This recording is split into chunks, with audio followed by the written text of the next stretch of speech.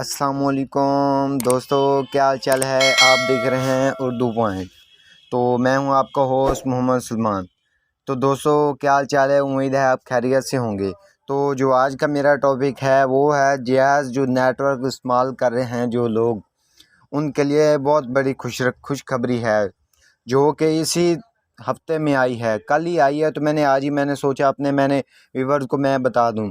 तो इसका आसान सा जो तरीका है वो मैं अभी आपको लाइव प्रूफ के साथ करके दिखा देता हूं। इसके साथ आपको 5 GB फेसबुक और व्हाट्सएप की स्टूडेंट बंडल एक्टिव हो गया है। तो अक्सर इसमें काफ़ी लोगों को मिल रहा है 24 घंटों के लिए। तो मुझे तो मिल रहा है, अक्सर को मिला है काफ़ी 5-6 GB मिला है। लेकिन मैं ये आपको दिखाता हूँ। *114*6# को ओके कर देना है जहाज़ पर। क्लिक करने के बाद वाह दोस्तों, ये